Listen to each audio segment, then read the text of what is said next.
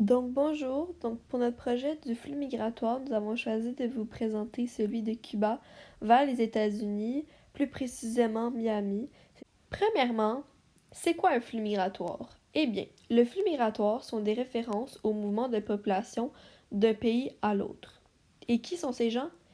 Eh bien, plus précisément pour notre projet, ça serait les Cubains sont des habitants de Cuba, une île des Caraïbes.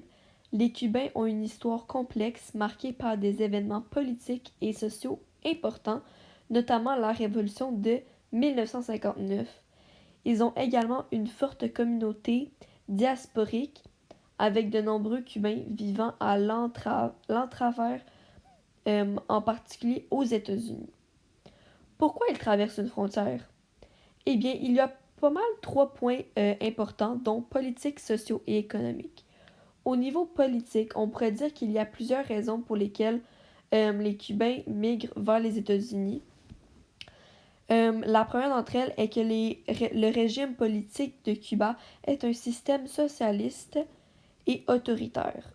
Par la suite, certains Cubains cherchent à s'enfuir de la répression politique, la censure et la limitation des libertés individuelles.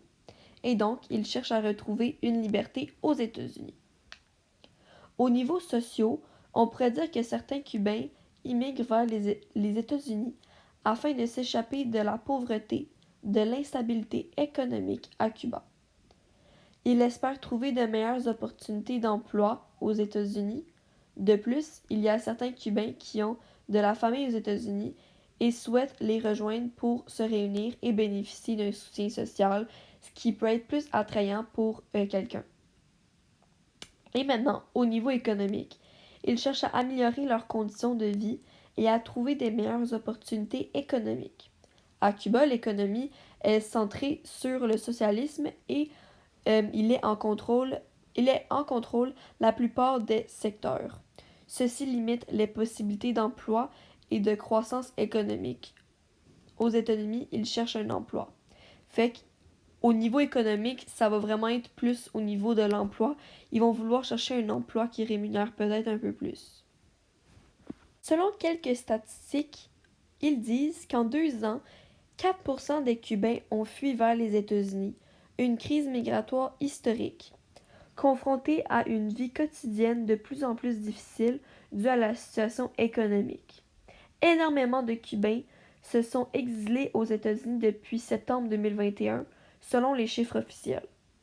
Victimes des crises économiques et politiques qu'ait connues l'île depuis que Fidel Castro l'a transformée en pays communiste il y a plus de 60 ans, Cuba a perdu près de 4% de sa population au cours des 2 dernières années, ce qui est énorme. Ce chiffre ne concerne que les Cubains qui se sont exilés aux États-Unis.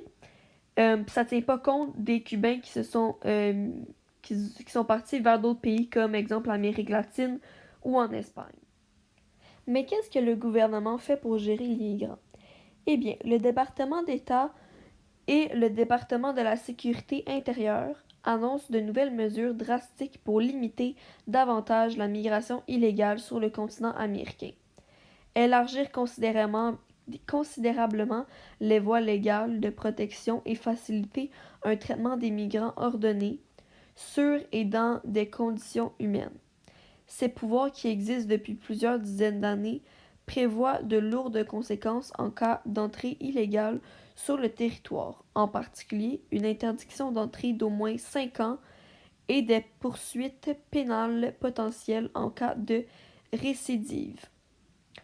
Les mesures annoncées sont, entre autres, les suivantes. Donc, imposer des sanctions plus sévères en cas de défaut de recours aux voies légales, gérer de manière humaine les flux migratoires avec les partenaires régionaux, faciliter le traitement sûr, ordonné des migrants dans des conditions humaines, puis les personnes qui traversent illégalement la frontière sud-ouest des États-Unis feront généralement l'objet d'une procédure d'expulsion accélérée en vertu des pouvoirs confédérés. Donc, en gros, si certains migrants tentent d'entrer aux États-Unis illégalement, suite à ces mesures-là, il va y avoir des conséquences plutôt lourdes suite à cela. Donc, bien sûr que le gouvernement des États-Unis essaie de contrôler l'arrivée des migrants sur leur territoire et essaie de les accueillir le mieux qu'ils peuvent, mais ça peut être extrêmement difficile puisqu'il y en a qui essaient de contourner la loi et d'entrer illégalement au pays. Le gouvernement cubain aussi essaie de communiquer avec les États-Unis, mais c'est pas facile puisque il y a plutôt des tensions, si on pourrait dire ça comme ça. En ce qui concerne les camps de réfugiés, il y en a, bien évidemment. Donc, les États-Unis disposent d'un vaste réseau de sites de détention disséminés dans tout le pays où sont détenus plus de 20 000 enfants migrants, surtout visés vers les enfants. L'armée américaine prépare la construction de camps provisoires à l'intérieur de 2 bases militaires afin d'accueillir certains migrants. Mais bien sûr, ils ne veulent pas dévoiler le nom et l'emplacement des camps pour une question de sécurité. La population va jouer un rôle important dans ce qui est de l'intégration des immigrants qui arrivent sur le territoire américain, surtout à Miami. Puis on sait qu'à Miami, il y a une grande communauté cubaine. Il y a beaucoup, beaucoup, beaucoup de Cubains. Puis c'est même un des endroits où est-ce qu'il y a le plus de Cubains qui immigrent aux États-Unis. La population des États-Unis va être vraiment ouverte à l'idée des immigrants. Bien sûr, c'est pas tout le monde qui partage le même avis, mais la grande majorité sont en accord. Il y aura beaucoup, beaucoup, beaucoup de manifestations pour l'entrée des migrants aux États-Unis qui disent que les migrants sont bons pour les États-Unis puis qu'il faut en avoir, faut les accueillir. Puis il y aura certaines affaires qui vont être faites. Donc, certaines familles peuvent accueillir des familles ou certains migrants. Il y a aussi des centres d'aide publique organisés par des membres de la population pour aider les migrants. Ils vont leur donner de quoi se nourrir, s'habiller, ils vont leur donner de la compagnie et même un toit.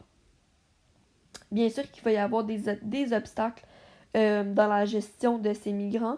Donc, il y aura plusieurs études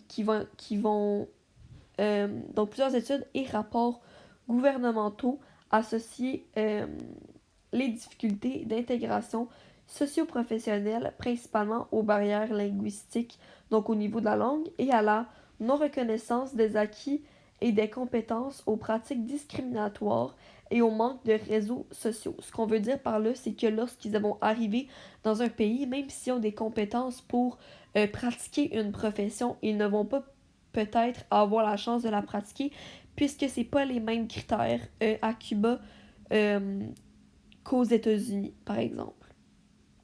Ensuite, les migrants rencontrent presque toujours des difficultés, dont la perte du statut, les nouveaux systèmes sociaux et la distance qui les sépare de leur famille, de leurs amis. Parce que c'est bien beau immigrer vers un nouveau pays avec des meilleures conditions de vie, mais c'est sûr que si tu laisses ta famille derrière, ça peut être extrêmement difficile sur le moral. Un des problèmes majeurs auxquels se heurtent les immigrants lorsqu'ils tentent d'intégrer le marché du travail est celui de la déqualification, que d'autres auteurs nomment le déclassement. Plus tôt, nous avons parlé de la gestion de l'immigration. Mais plusieurs vont critiquer ces moyens utilisés puisqu'ils sont selon eux pas assez efficaces. Ce qui est vrai, car même avec les multiples moyens utilisés, il n'y a pas eu de changement drastique. C'est même le contraire. Par exemple, si nous prenons un exemple à Miami, de gros nombres de Cubains qui vont émigrer vers les États-Unis vont aller s'installer à Miami puisqu'il y a une grande communauté cubaine. Mais la plupart, quand tu vas à Miami, la première chose que les personnes vont, quand ils vont s'approcher de toi, ils vont pas te parler en français ou ils vont pas te parler en anglais. Ils vont te parler dans leur langue maternelle qui est, pour la plupart, l'espagnol. Donc, juste avec cet exemple, on peut voir que l'intégration au niveau de l'immigration n'a pas été assez poussée, n'a pas assez été bien faite. Donc, on peut dire que ça n'a pas été assez efficace, qu'il n'y a eu aucun changement vraiment démarquable. Puis on l'a vu, plutôt, j'ai nommé des statistiques qui montraient que qu'avec 4%, ça avait augmenté énormément le taux de migration de Cuba vers les États-Unis. Et donc, on pourrait dire que les mesures qui ont été mises en place ne sont pas suffisantes, même si c'était à la base de très bonnes idées qui auraient pu être efficaces. Bien sûr, on va pas dire qu'il y a du négatif, c'est sûr qu'il y a eu du positif et peut-être qu'il y a eu moins d'entrées illégales aux États-Unis, mais ça reste qu'il y a beaucoup plus d'entrées illégales que d'entrées légales. Trouver des solutions à ces problèmes est très très très difficile puisque c'est des situations qui pourraient être infinies.